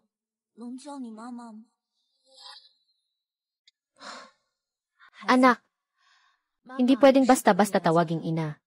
Masasaktan ang tunay mong ina kung maririnig niya. Inay. Ma. Nga. Hindi pwedeng basta-basta tawaging ina. Bakit parang kilala ko itong batang ito? Parang nakita ko na siya dati. Walang tao sa labas, walang tumanggap. Tuloy pa ba ang negosyo? Anak, dito ka muna maghintay. Huwag kang magpapaligid-ligid. Tuloy pa ba ang negosyo? Uy, ikaw ba si Yusi? Shen, ang anak ko ito. Sa mga araw na ito, hindi makakain ng maayos, hindi makatulog. Dali mong tignan ang anak ko. Tandaan mo, kung anong gamot ang pinakamahal, yun ang gamitin mo. Kung mawala man ng isang buhok ang anak ko, Devi. Sisirain ko ang klinika mo.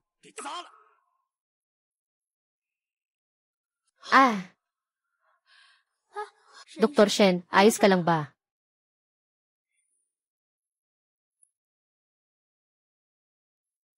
Ha ha ha.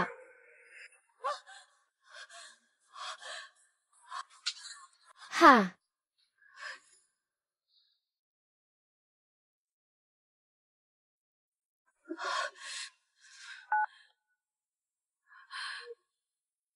Kayanming, masakit talaga ako.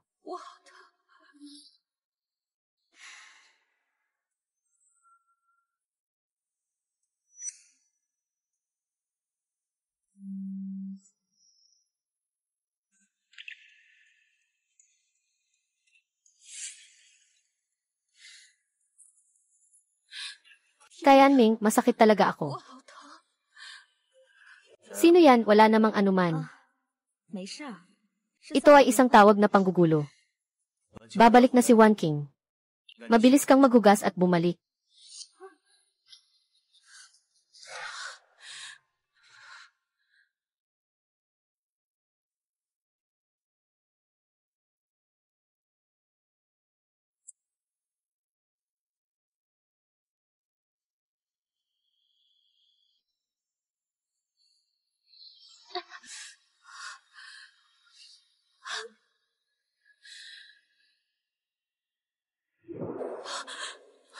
Dr. Shen. Dr. Shen, ikaw. Natatakot ako, pakiusap, kaalisin mo sila. Sino bang hindi nakasara ng maayos ang pantalon at naipakita ka? Umalis ka, aso. Pumunta ka sa pet hospital para magpatingin. Lugar lang ito para magpatingin ang doktor. Bukod pa, sarado na kami, umalis ka na. Sino ang tinatawag mong aso? Ito ang anak ko. Maliit na salbahe. Subukan mong insultuhin pa ako isang beses. Hahaha, bakit natakot ka na? Sige, bibigyan kita ng pagkakataon. Kumukupas ka ngayon at humingi ng tawad sa anak ko. Ikaw, masama ang panaginip mo. Nasa panganib ang mama. Nakakatakot ang kumain ng aso. Si Rui ang pinakanatatakot sa aso. Uy, bakit di ka pa lumuhod? Sige, gusto kong makita kung sino ang mas matigas, ang mga buto nyo o ang ngipin ng anak ko. O kung sino ang mas matibay. Lily, umalis ka na. Huwag mo na akong alalahanin. Anong klaseng swerte ito? Laging nakakasalubong ng mga salbaheng tao. Chay. Shen, huwag kang matakot. Nandito ako. Luhod ako. Pero huwag mong saktan. Chay. Shen, natatakot na si Lily. Huli na, anak ko. Nagagalit na siya. Yehahaha.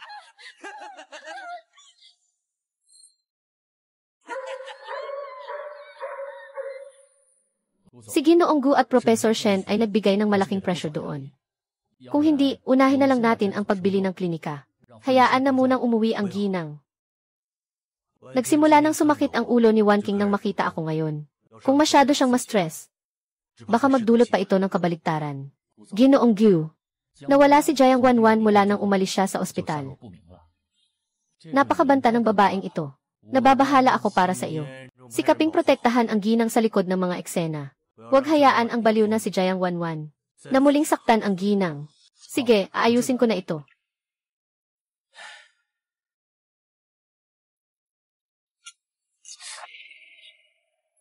Huminto ka. Boss Gyu, anong nangyari sa iyo? Boss Gyu, anong nangyari sa iyo? Masakit ang puso ko. Bakit? Umiwas ka. Nasa panganib si Wanki.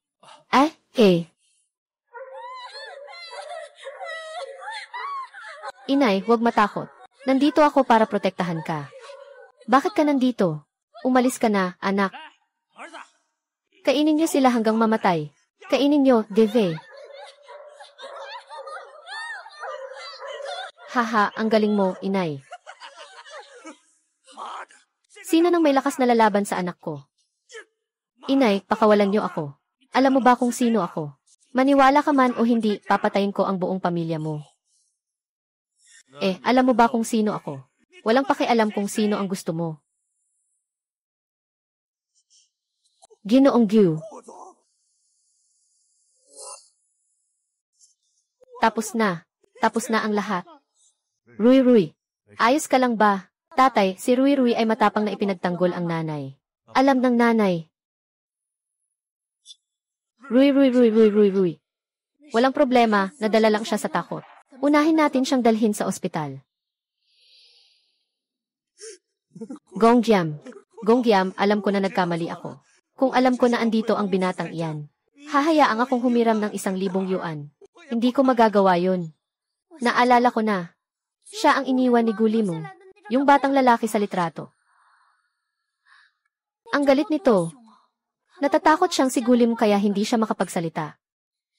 Yung tulisan at ang anak niya, siguradong may layunin silang lumapit sa iyo. Dr. Gsdin, mag-ingat ka. Mahilig ka sa pag-aalaga ng aso. Hindi, basta-basta lang akong nag-aalaga. Kung ayaw ni Giziangi, agad akong mag-aalaga. Naku! Si Manager Wang ay pinapakain ang kanyang anak na hiniwa-hiwang karne. Sa katunayan, mag-ama silang dalawa. Kailangan akong makialam. Nandyan ka. Hold! Mga magagandang pagkakataon. Haha. Itulak na natin. Gongzong. Alam ko nang nagkamali ako. Gongzong, Yi-se. Shen, tingnan mo, ang sama niya. Sa nakaraan, ginamit ko ang walis para saktan siya. Baka maghihiganti siya. Tao sa masama, tinuruan ang masama. Pero hindi na pwedeng turuan ako.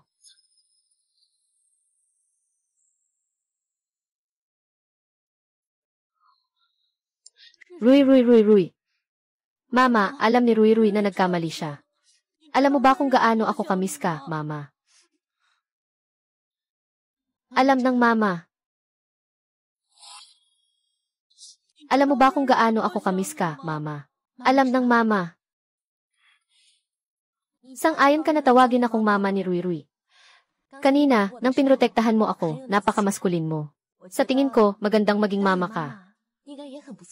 Pasensya na, Mama. Alam ni Rui na siya ang nagkamali.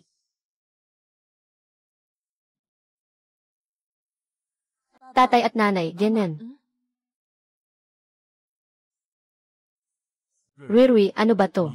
Nanay, pwede mo bang bigyan si tatay ng isang pagkakataon na mahalin ka? Bastos na batang to, anong sinasabi niya? Huwag mong hawakan ako. Oy, Dr. Shen. Pasensya na po. Huwag mong masyadong pansinin ang sinasabi ng bata. Akala ko hindi na siya mahihiya. Parang dalawang magkaibang tao yung kanina niyang itsura, isang malakas mang uyam at isang mahiyain. Alam mong gusto mo siya sa puso mo. Pero ayaw mong sabihin, ha? Lalaki talaga. Inay, siguraduhin mong hihingin ka ni Papa. Talagang maganda si Papa. Talaga, anong maganda doon? Si Papa ay isang boss na matindi. Sa mga maikling kwento, hindi ba't lahat ng mga babae ay gusto ang mga mayayamang lalaki? Chay. Shen, ang bata. Huwag mo sanang isipin ang mga sinasabi ng bata. Libre ako sa Sabado. Huwag mo sanang isipin ang mga sinasabi ng bata. Libre ako sa Sabado, ha?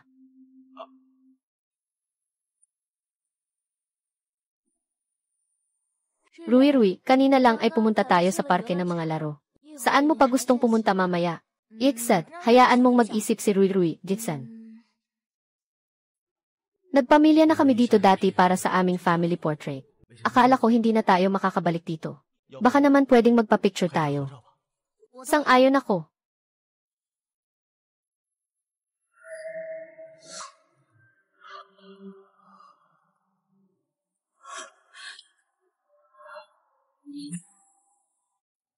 Hello po, sir. Malapit po kayo, ginang. Medyo mas malapit pa po. Kailangan masaya at masaya tayo. Hindi yata maganda yan. Huwag kayong kabahan, sir.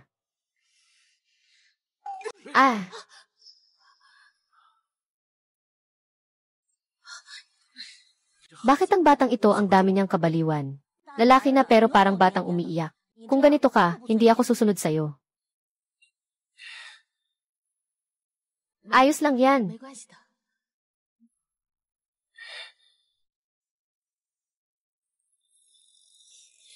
Huwag mo nang ulitin yan. Paano kung matulog ng mahimbing si nanay? Paano kung matulog ng mahimbing si nanay? Naintindihan ko na. Masyadong mahigpit na magulang, lola, lola, lola, lola.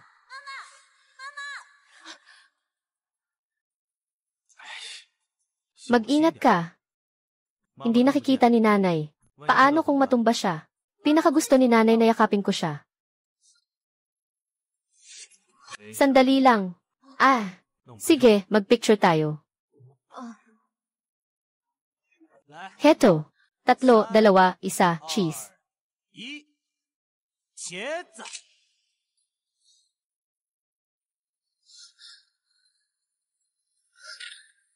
Naku, nanay.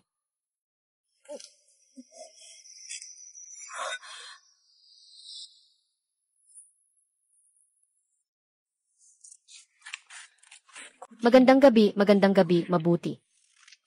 Mga sweet.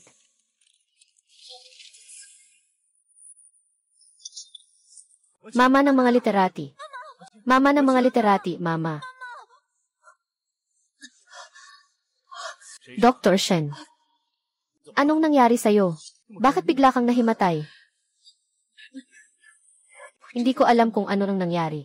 Bigla na lang sumakit ang ulo ko. Gusto kong bumalik sa klinika para magpahinga. Pasensya na, Rui. Nasira ko ang araw mo ngayon, mama. Walang problema, ang mahalaga ay ang kalusugan mo, mama. Bakit palaging kumikislap sa isip ko ang mga larawan? At parang pamilyar din ang photo studio na ito.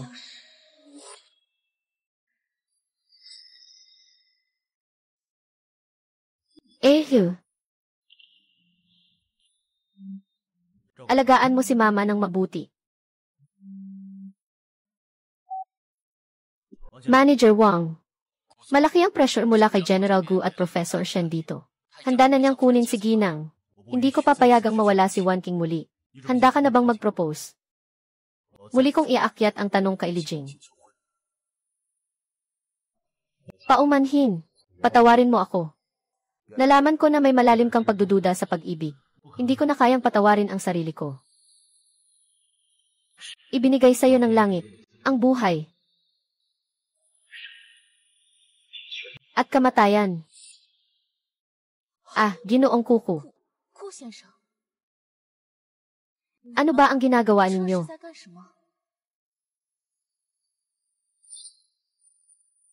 Dr. Shen. Gusto kong makasama ka sa natitirang bahagi ng buhay ko. Mamahalin at aalagaan kita. Poprotektahan kita. Pakawalan mo ako. Pinili na ni Ginoong Gu ang iyong wedding gown. Tiyak na kulay na gusto mo ito. Hindi ito pwede, Ginoong Gu. Ang bilis nito. Mama, pumayag ka na kay Papa. Please.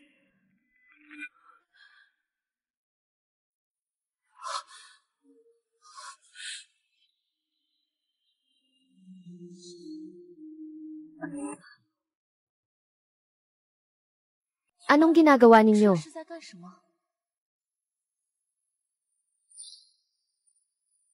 Dr. Shen, gusto kong makasama ka habang buhay. Mamahalin kita, aalagaan kita. Poprotektahan kita. Pakakasalan mo ako. Pinili na ni Ginoo Gu ang lahat ng kasuotan sa kasal para sa iyo. Tinitiyak na kulay na gusto mo ito. Hindi pwede to, Ginoong Gu. Masyadong mabilis ito. Mama, pakiusap, pumayag ka na kay Papa.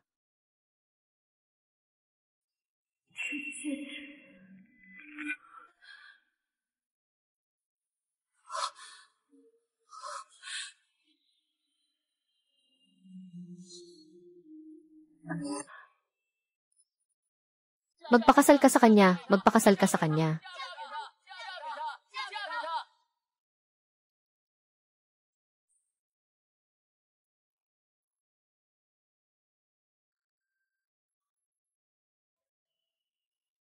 Pansin sa lahat ng departamento. Pagkatapos suotan ng ginang ang singsing, dapat maging malaki ang eksena. Lahat, palakpakan niyo ako.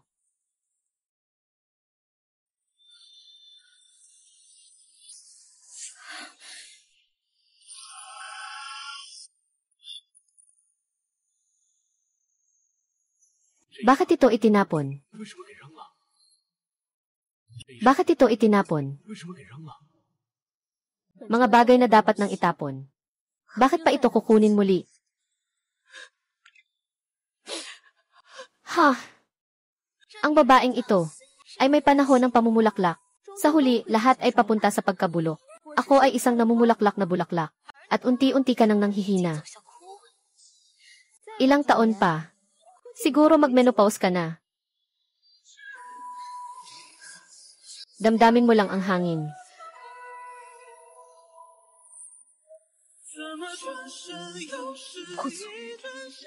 Sabi mo tama ba ako?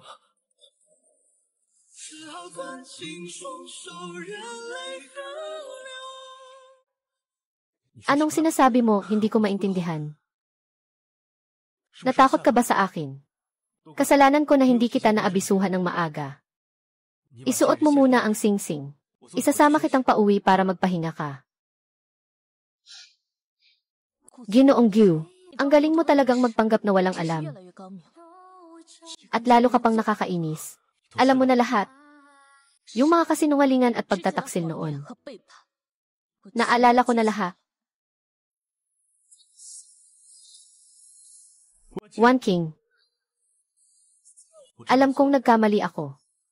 Bigyan mo pa ako ng isang pagkakataon, pwede ba? Guti Anming, sinabi ko na nakalimutan ko na ang lahat. Magsimula muli. Bakit ayaw mo pa rin akong pakawalan? Tapos na tayo sa paghihiwalay.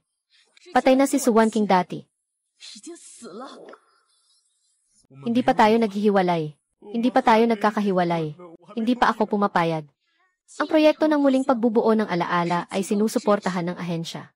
Na-deactivate na ang pagkakakilanlan ni Suwan King. Hindi kailangan ang iyong pahintulot para maghihiwalay. Ang sertipiko ng diborsyo ay isa lang papel. Hindi nito mapipigil ang pagmamahal ko sa'yo. Mahal. Ang pagmamahal mo ay maaring ibahagi sa ibang babae. Sobrang mura nito. Sinasabi mong mahal mo ako. Pero ang pagmamahal mo. Bakit ganito ako nasasaktan? One King. Pakiusap. Huwag mo akong iwan. Pakiusap na rin sa'yo. Patawarin mo ako. Mama, Mama. Alam niyo na ang pagkakamali ko. Huwag kang aalis. Ron. Ron. Ron. Hindi mo ba palaging sinasabi na ayaw mo sa akin dahil bulag ako? Gusto mong si Jayang Wanwan ang maging ina mo. Napasaya na kita. Ano pa ang ikinaiinis mo? Hindi, ikaw ang ina ko. Nanay. Nanay, mahalin mo akong muli. Ang pagtataksil ay parang pako. Naipako sa kahoy. Kahit tanggalin mo, hindi na ito maibabalik. Guruy, bitawan mo na. Hindi ako bibitaw. Akala mo ba mapipigilan mo akong umalis sa ganito? Nanay, magsusumikap akong maging mabait na anak na susunod sa iyo. One King. Walang saysay ang buhay ko kung wala ka. Puno lang ito ng walang katapusang sakit. Sakit. Hindi mo mahal ako, ni si Jayang Wanwan. Mahal mo lang ang sarili mo. Kahit na ikaw ay nagmamakaawa ngayon sa kahabag-habag na paraan. Ito ay para lamang maibsan ang iyong konsensya. Wala kang karapatang pag-usapan ang pag-ibig. Mas mabuti pang patayin kita. Kalmahin mo ang iyong galit.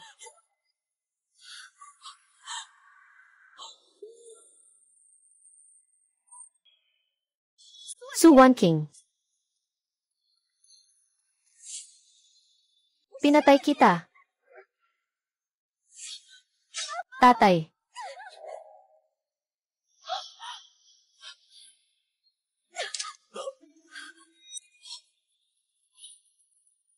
Gutayan Ming. Handa kang mamatay para kay Su Wan King. CJ. Kahit papaano, pinatay mo ang anak ko. Ako muna ang papatay sa'yo. Tapos si Su Wan King naman. Mamatay ka. Tulong. Mamatay ka.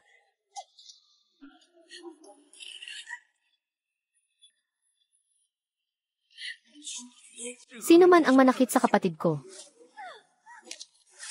Seguridad. Mukhang ikaw lang ang pinapayagang saktan siya. Ha ha ha. Basta't napatay ko na ang salot na ito, wala akong pagsisisi. Isang paghihiganti para sa aking anak. Ha ha ha.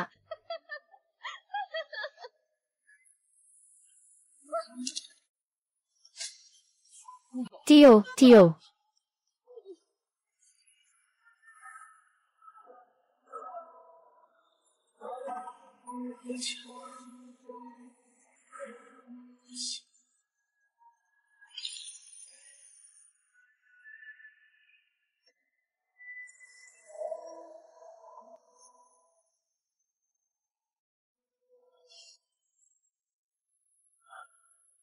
Huling dinastya ng King. Huwag mong iwanan si Ruirui, okay lang ba? Yung mga salitang nakasakit sa'yo ay sagot ni Jayang Wanwan. Ang mga inaasahan ko ay napakaliit. Naging isang pusa na naiiwan. Ayos na yan. Turuan mo siyang maging tapat sa pag-ibig.